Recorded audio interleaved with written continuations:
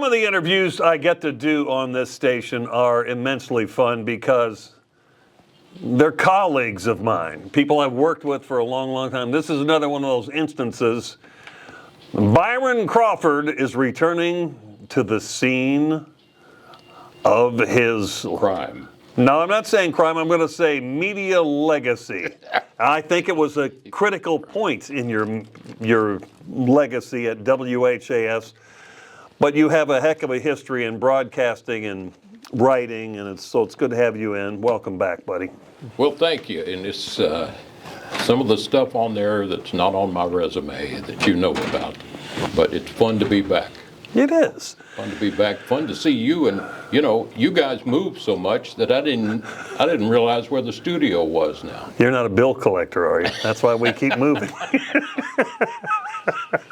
These are neat. Yeah, this is nice compared to where I worked in a way. Your book is fantastic, this new one. The back page, it's Byron Crawford's Kentucky Living Columns. It's, you know, a collection of those that you've been doing for many years. You took this over from your friend who did it a long, long time, our CBS David legend. Yeah. CBS legend. And a former HAS right. voice, yes. But you got started in this business as a youngster, too. Did you have another dream when you were a kid? You were going to be like a professional fisherman, and somebody said, son, you might be good at this. I had a dream that I would be a forester, that I would work in forestry of some kind. That was all I wanted to do. But at night, I would listen, like a lot of other kids, I'm sure, in southern Kentucky did, to radio, because we didn't have a TV for several years when I was a kid.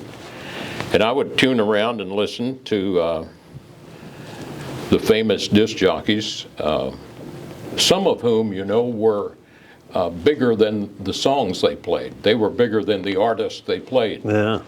I listened to WLS in Chicago a lot, but I also really liked John R. at WLAC in Nashville. Did you ever hear him? I don't know that name, but I know Nashville had its superstars. He played blues at night on WLAC, which is a big station. And he'd come out of, and I would listen to him, and man, there's something about nighttime and that blues and that radio signal. And he would come out of, oh yeah, see, that's Carla Thomas. Gee whiz. Carla Thomas on the Skyrocket Blues Special. You with John R., WLAC, Nashville, Tennessee, way down south in Dixie.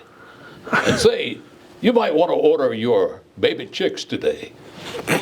Baby chicks, sent it to us here. BABYCHICKS, baby chicks. Care of John R., WLAC. And that would get the job done. And we got that. And they had, even when I went to work at WCKY years later, which did that kind of marketing on the air, and they were a big, 50,000 watt station. They had 8 people working in the mailroom before I got, not when I got there, but they had just recently up to 8 people who had to just work in the mailroom to take care of all the cards and letters that came in and ordered. That's wild to think about. You've had a great Kentucky life so far. I love that your wife said in a profile of you that of the 50 years, at that time when they were recording this, 50 years of marriage, she said 47 of them have been great. Yeah, we all can go back to those. But you were making $100 a week at Wacky, and she said, well, okay, let's get married. Yeah, money bags. Yeah, I'm telling you, we were really, I went to work at Wacky in 1966 when it was still in the Kentucky Home Life building, and it was still 7:90 a.m. That was all. That's all they called it? No FM. Oh, there was no FM. No FM station. So, yeah. But it had a great signal then, and it was a booming station. But somebody at Wacky What heard you on in Danville or somewhere and said, "You're ready for the big time." Well, I was working part-time one summer between college. I was working at WEKY in Richmond. And they had a Westinghouse strike in town, and Wacky called to get you remember the beeper reports we do, a telephone report on the strike. And I knew how the Wacky news guys sounded, so, I tried to mimic how they sounded, and they hired me. So, You mean that big boss voice sound? Yeah, a little bit of, like 250 people walked out of the Westinghouse operation in Richmond, Kentucky today, swearing they would never return to work. This is Byron Crawford for WAKY News, Richmond, Kentucky, and they called and said, "Hey, you almost sound like us." Yeah, you're ready. Yeah. And they come on with those lead-off lines to pull you in. If it bleeds, it leads. It's time for the news. I was just telling my partners here from Kentucky Living that we would rip and read Associated Press stories sometimes then if we were in a hurry, especially the weather. You've done that 1,000 times. And Tom Watson, who hired me and later worked a long time at the Associated Press, ripped the weather off one day without reading it. And the Associated Press would occasionally make a mistake, a misprint. So Tom ripped the weather off, and when he came to read it, he said, "A huge new midwinter storm has dumped tons of snot across the Midwest." Well, that was a mess. Squeegees needed. You, though, are masterful in pulling stories out of people as well. You turn a great phrase yourself, obviously, from all the years of writing the column in the Courier-Journal and now in Kentucky Living. What is the gift of pulling a story out of a person? It doesn't hurt if you've kind of grown up around where you're working. You kind of get a feel for people. But I think if you're not from there, they can read whether you're interested in their life or not. They can hear it in your intonation. They can sense it. And I used to, when I would, as you knew about it, I traveled all over the state for many years interviewing people. And when I went into homes, I would look at what was around me in the room they sat me down in. And when I saw their pictures and when I saw their awards and the things they had gathered about them in that room, I paid attention to them and allowed them to tell me about them without just saying, "I'm here to interview you, okay, here's the first question." And once you got to appreciate people and appreciate who they really were and what they were about, and look at the pictures of their children and truly appreciate them, then they appreciated you back, and opened up. Yeah, they've hung things, they've framed things that are the foundation of their life. Right. It's what they want to reflect on every day. And like they always say, a good interviewer knows, a person that you're interviewing knows the number one subject they know is themselves. Right. So you mine that as deeply as you can. And if you start there with people, I used to, after as old as I am, sometimes I'm asked to talk to young reporters about interviewing techniques, and I would say,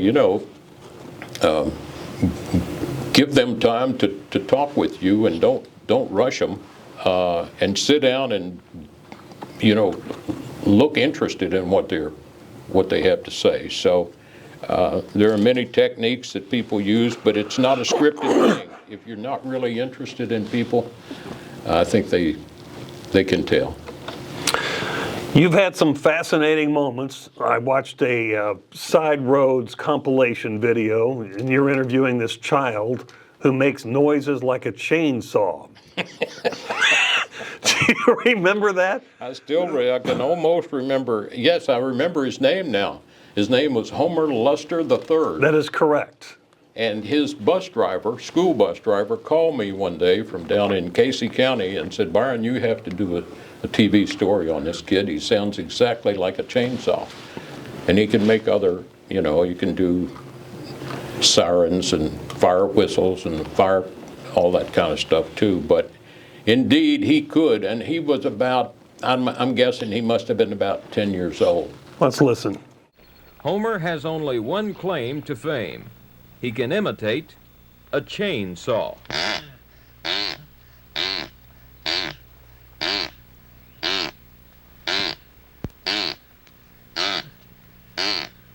It used to embarrass Homer's mother something awful when he made noises like a chainsaw. She didn't like him doing it. He was trying to start it when he was doing those little short pulls. So I told him he needed to prime it and give it a little more gas. And then of course, it kicked off. But they were still asking him to do that when he was a grown man. He probably did it at his wedding. Oh, he probably did. And 15 years after I did that story, or 20, people were still asking me if I ever saw him. And I did see him sometimes. I saw him a couple times after I did that story.